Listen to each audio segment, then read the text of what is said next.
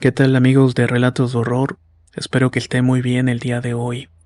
En esta ocasión les traemos una selección de 3 historias de terror, que tienen como protagonistas no solamente a miembros de la comunidad, sino también que el escenario es importante en estos relatos, pues nos llevarán a las profundidades de la tierra, a conocer las cosas paranormales que ocurren en las minas. El brillo del oro, basado en la experiencia de Gustavo. Como la siguiente historia es muy personal, no voy a dar apellidos ni otros datos para no ofender a los miembros de mi familia que estuvieron involucrados. Fuera de eso, contaré la experiencia tal y como me la sé, y se la saben todos aquellos que son cercanos a mi familia. Soy del estado de Zacatecas y llevo escuchando el canal desde hace tiempo. Cuando la gente dice que las historias son inventadas o que lo sobrenatural no existe, me da entre un sentimiento de risa o coraje. Seguramente quienes dudan de estos porque todavía no les ha tocado toparse de frente con lo desconocido, algo que mi familia ha cargado como una cruz. Como saben, Zacatecas es un lugar en el cual existen minas y ha sido explotada desde hace mucho tiempo. De donde soy hay una mina abandonada justamente. Ni siquiera está abierta al público y solamente los más tontos se atreven a ir para allá. No solo porque representa un peligro por el mal estado de la infraestructura, sino porque ahí habita un ser que atrae a los ambiciosos y aventureros. Yo, como la mayoría de ustedes, seguramente pensaría que la historia que van a escuchar es una leyenda, un rumor de los muchos que se corren por los pueblos. Sin embargo, el protagonista de dicha historia es mi tío Santiago, hermano de mi padre. Tener tan cerca de mí las consecuencias de dejarse llevar por estos entes fue como toparse de frente con una realidad que casi todo el mundo prefiere ignorar. Pero cuando se hace presente no hay nada que hacer. La historia sucedió en los años 90, cuando mi tío estaba por cumplir los 17 años. Mi abuelo, un hombre de carácter fuerte, intentó por todos los medios posibles encarrilar a sus hijos en el trabajo del campo, más que nada para que no se acercaran a la mina. En ese entonces los canadienses recién estaban acondicionando la mina, pero por alguna razón que nunca quedó clara, dejaron el proyecto a medias. Al principio algunos de los hombres del pueblo quisieron organizarse para conseguir la maquinaria y hacer una compañía propia, pero eso era simplemente imposible. Por eso la mina quedó abandonada, aunque uno que otro ambicioso se pasaba por los caminos subterráneos, con la esperanza de que la suerte le favoreciera y encontraron que fuera una pepita de oro.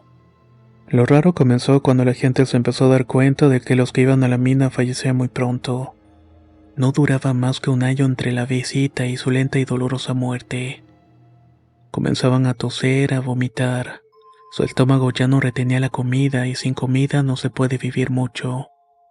Esto sucedía con los más afortunados.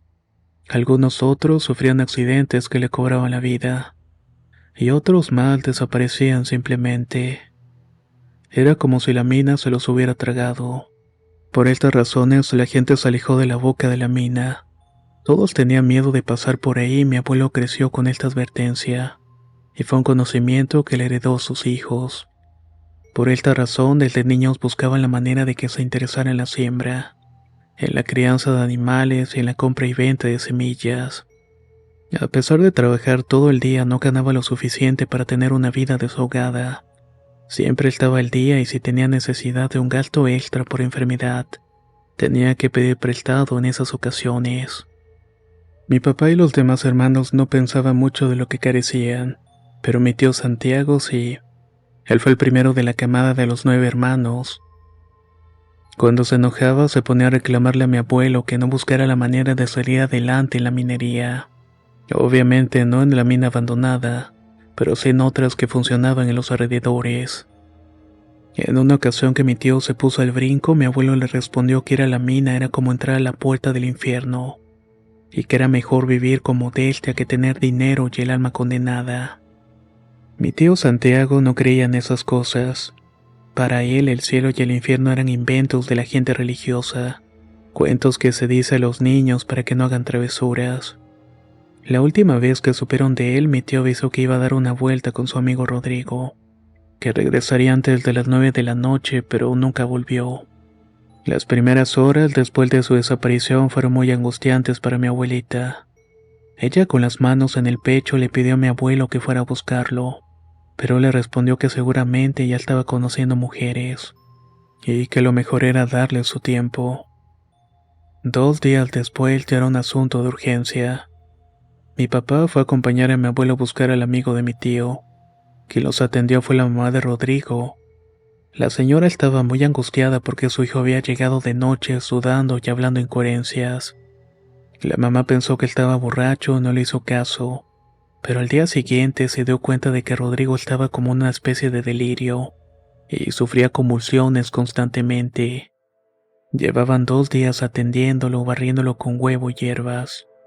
El señor que lo estaba curando le dijo a la mamá de Rodrigo que había visto al diablo y que por eso estaba así. Lo último lo dejó muy preocupado a mi abuelo. El lugar donde había visto al diablo era la mina. Mi abuelo le dijo a mi papá que lo acompañara a la mina y desde fuera estuviera gritando el nombre de Santiago para que saliera. Pero fue inútil. Mi papá, el de los mal chicos de sus hermanos, en su inocencia le rogó a mi abuelo que entrara a la mina, pero él se negó rotundamente. Sin nada más que hacer, se regresaron a la casa para esperar alguna noticia que pudiera darle a Rodrigo. Una semana después fue un niño a avisarles que Rodrigo había despertado y que estaba buscando a mi abuelo para hablar con él. Mi abuelo, mi papá y mi abuela y 2 de mis tíos fueron a la casa de Rodrigo. El muchacho todavía no estaba bien. Mi papá dice que estaba pálido y sudando, pero al menos podía hablar. Como pudo, Rodrigo les contó lo que sucedió esa noche en la mina. Como mencioné, esto me lo contó mi papá y mi abuelo antes de que falleciera. El amigo de mi tío les dijo que esa noche, ya envalentonados con los tragos, decidieron ponerse en marcha hacia la mina. Entre la gente se contaba la historia de que en la entrada de la mina aparecían monedas de oro. El chiste, según mi abuelo, era no dejarse llevar por la ambición.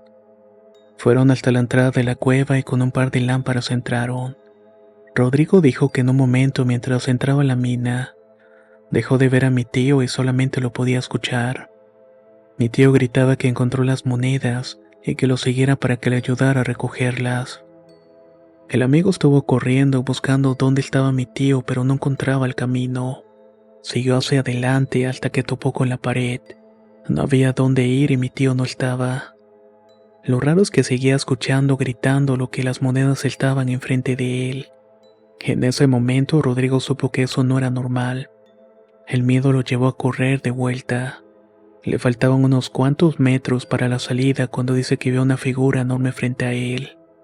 Casi no pudo ver nada de esta criatura, pero la energía maligna que salía de él era tan grande que no le quedó duda de que se encontraba frente al mismo diablo. Lo único que dijo este ser fue: «Lárgate». Rodrigo dijo que no supo qué pasó después. No supo cómo llegó a la casa ni tampoco el tiempo que estuvo inconsciente. Mi abuelo preguntó si no sabía qué había pasado con su hijo y dijo que no. Solamente se agachó y comenzó a llorar. Mis abuelos decían que en esa cueva vivía el diablo, y que esa era la razón por la cual los canadienses la habían abandonado. Según ellos, el socavón era una de las puertas del infierno, que el diablo traía a la gente con el oro, pero era una entrada sin salida. Nunca supimos qué pasó con mi tío Santiago. Hasta la fecha no hay una tumba en su nombre, ni tampoco se le pueden llevar flores. Yo no lo conocí, pero cuando mi papá me cuenta esta historia, puedo ver en su cara la tristeza insuperable de haberlo perdido de esa manera. Hasta el día de hoy la entrada de la cueva está abandonada, cubierta con maderas y piedras para que nadie pueda entrar, aunque no falte el que se anima a probar la suerte por buscar unas cuantas monedas de oro.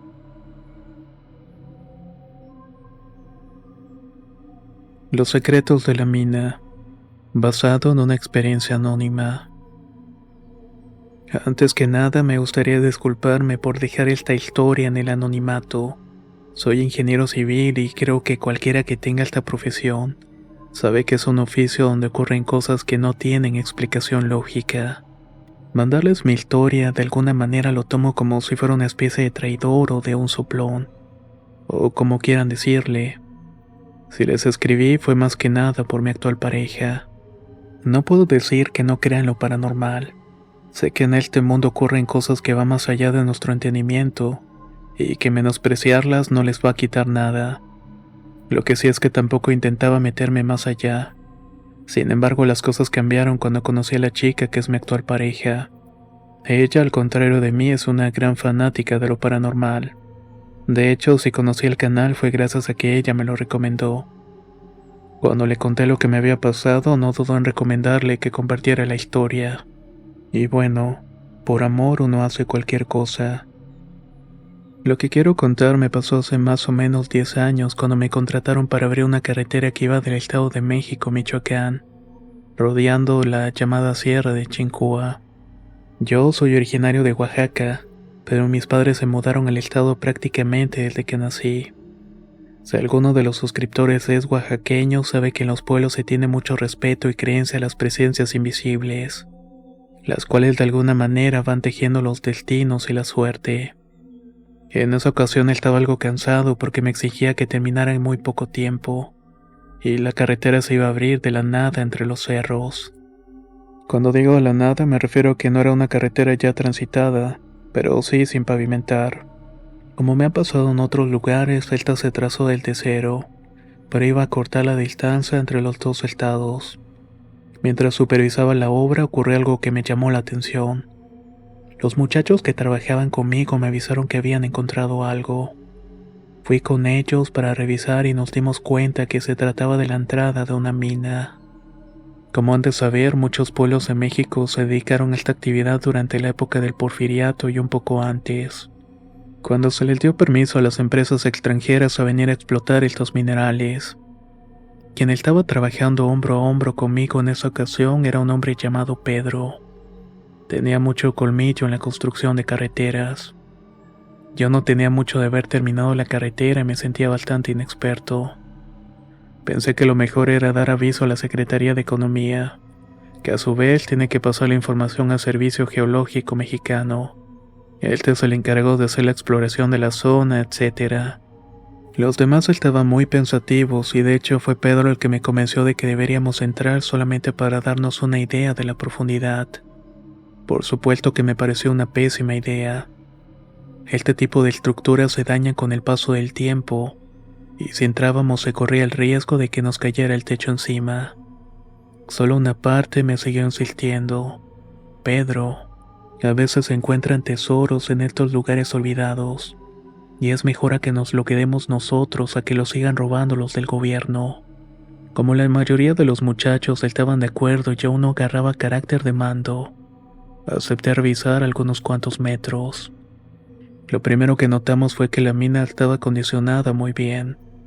Es decir, pudo ser una mina que generó mucho capital, o que al menos resultaba importante para la gente de la región. Mientras caminábamos me di cuenta de que había una abertura en una de las paredes de la cueva, apenas lo suficientemente alta para que entrara un hombre. ¿Qué será eso?, pregunté. Hay que ver, respondió Pedro. A lo mejor allá hay algo guardado o escondido. Protegiéndonos la cabeza y la cara para poder soportar el aire caliente que salía de ese tramo, logramos introducirnos uno por uno. Alumbrados con la lámpara vi con horror que habíamos llegado a una especie de túnel paralelo, solamente que este era un poco más hondo. Allí habían bastantes osamentas humanas, cráneos y otros huesos que fácilmente podían ser de unas 10 personas distintas. Doy esta cantidad porque son los cráneos que alcancé a contar en una vista rápida. ¿Murieron en un derrumbe?, pregunté de manera inocente, ya que era obvio que no. Si esos hombres hubieran muerto de esa manera, estarían bajo toneladas de escombros, y no estarían a simple vista. Entonces un muchacho que estaba en la mina con nosotros dijo que eso no era tan extraño.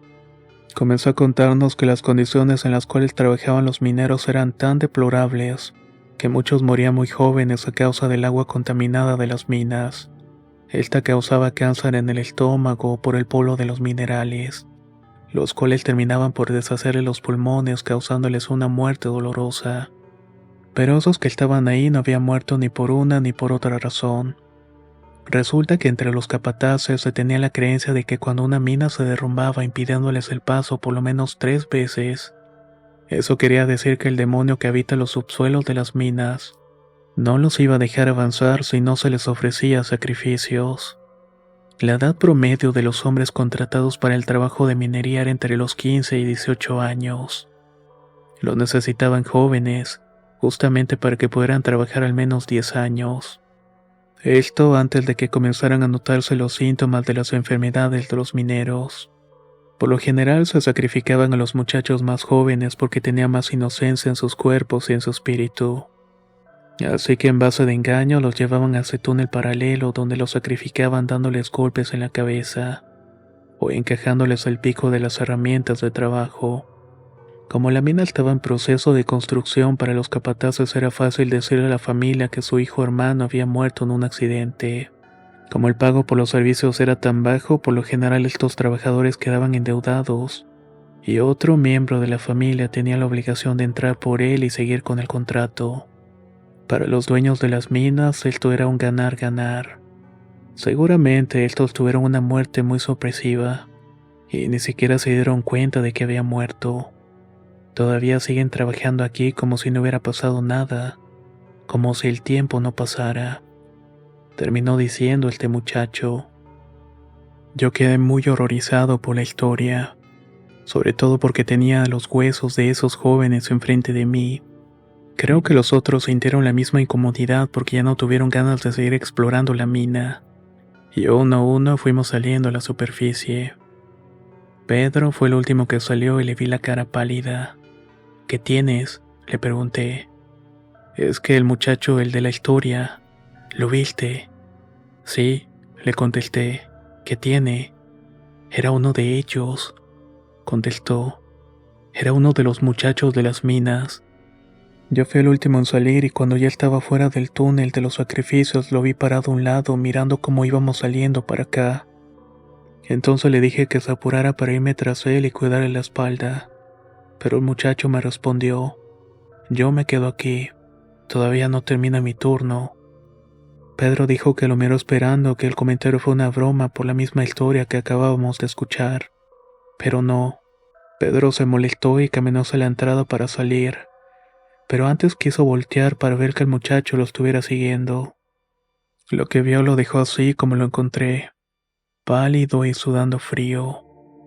El chico lo estaba mirando desde la abertura de la pared y después se fue desvaneciendo como niebla, hasta que finalmente desapareció. La palabra que usó Pedro mientras me contaba esto fue, prácticamente se deshizo ante mí, ingeniero. Los demás que entraron a la mina también se asustaron. Algunos hasta vomitaron al escuchar lo que relató Pedro. A nadie le quedaron ganas de volver a entrar y ahora sí se hizo el reporte correspondiente al descubrimiento de la mina. Como es obvio, suspendieron la obra y quedó en manos de otra dependencia ajena a la que me contrató para el proyecto de la carretera. No sé si fue un castigo, casualidad o superstición, pero de los 7 que entramos a la mina esa tarde, 4 fallecieron. Los 4 por una enfermedad de las vías respiratorias, pulmonía, neumonía y otro por cáncer, aunque no de estómago sino de pulmón. Yo me hice un chequeo en cuanto supe sus muertes. Tenía miedo de haberme contagiado de algo a causa de los gases de la mina, pero no. Gracias a Dios hasta el momento no he tenido problemas. Pedro también enfermó, pero fue más por susto.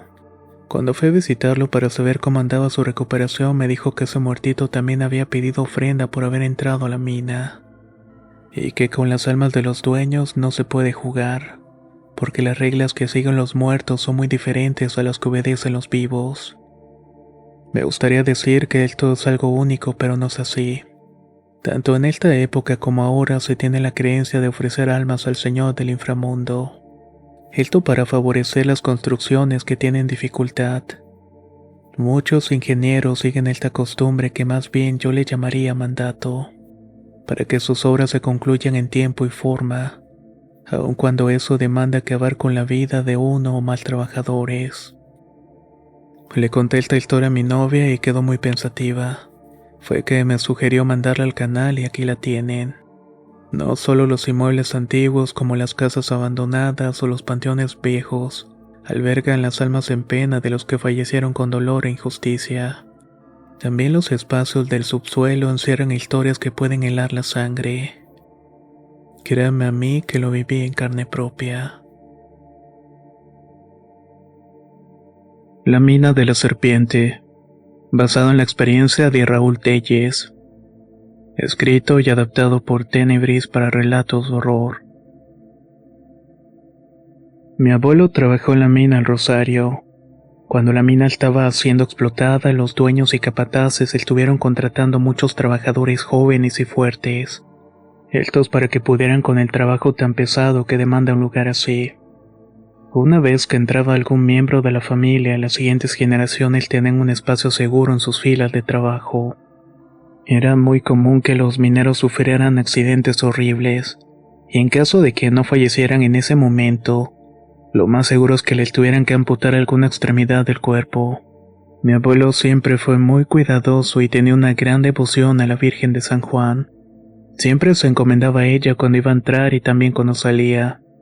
Esta historia no me la contó mi abuelo, sino mi papá. El abuelo le había contado que cuando era joven se hizo amigo de uno de los mineros.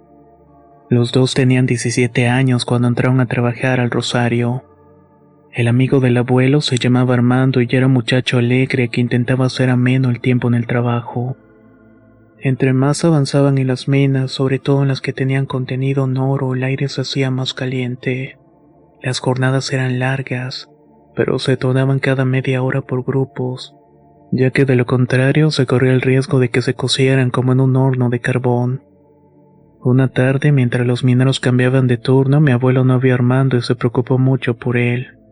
Habían pasado 10 minutos más allá de la hora cuando por fin apareció. Mi abuelo notó en su cara que algo no estaba bien.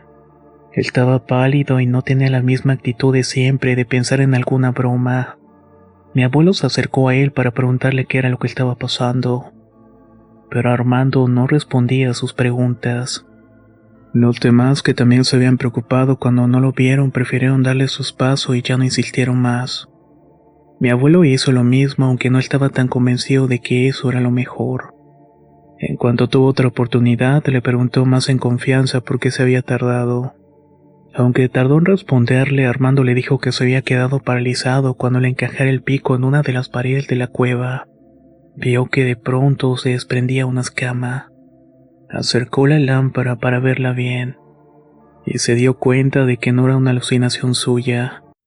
Esa cosa era una escama. Más guiados por la curiosidad que por el miedo, estuvo tocando la pared de la cueva, abriéndose paso a paso hasta que vio un ojo en medio de la roca. El cuarzo y otros minerales eran comunes en las minas. Mi abuelo le preguntó si estaba seguro de que era un ojo y no otra cosa que lo hubiera confundido, pero Armando le respondió que no. De hecho, se había dado cuenta de que era un ojo porque parpadeó un par de veces. Esa visión lo dejó tan sorprendido que no se pudo mover en varios minutos. Esa era la razón por la cual se había tardado. Dice mi padre que el abuelo no quiso demostrar su escepticismo frente a él, porque le pareció una falta de respeto. Aunque en ese momento era joven, mi abuelo siempre fue un hombre de valores muy marcados gracias a la educación tradicional y estricta de los bisabuelos.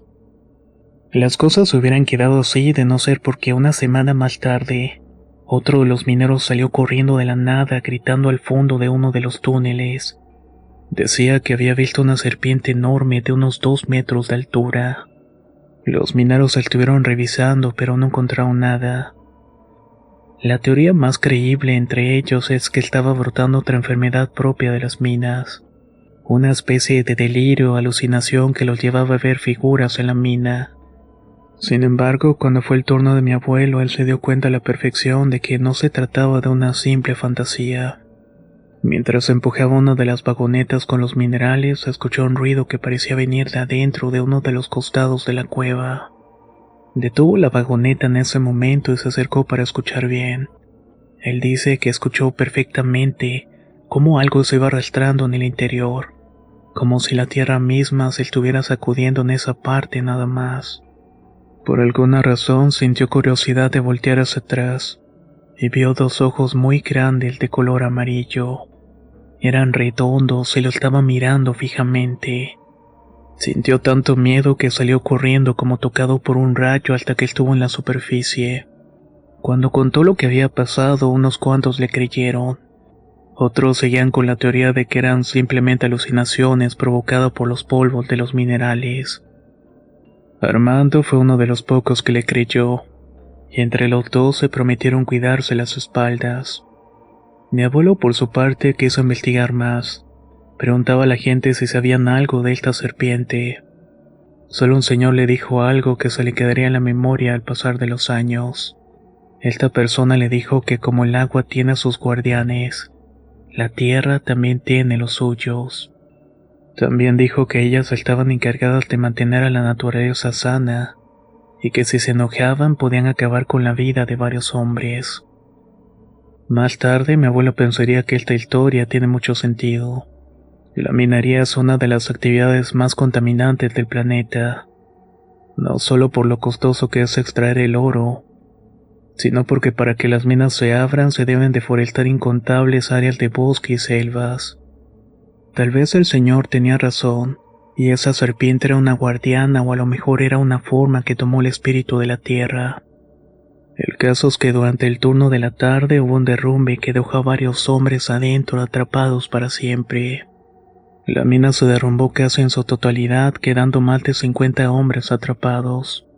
La empresa canadiense que financiaba la excavación decidió retirar su capital de ahí en una mina más remunerada. La mina del Rosario cambió de nombre y se quedó inactiva y olvidada. Pocas personas recuerdan lo que pasó ahí, pero en mi familia fue algo muy importante, ya que el abuelo se salvó de lo que pudo ser una muerte segura de haber trabajado en el otro turno. Él siempre estuvo agradecido con la Virgen de San Juan, y ya cuando tuvo el dinero suficiente le compró una coronita de oro que le entregó como manda. Hay quienes dicen que de noche se escucha un fuerte ruido en la entrada de la mina, como si se repitiera una y otra vez el derrumbe, así como gritos de los mineros que se quedaron sepultados entre miles de toneladas de roca sólida.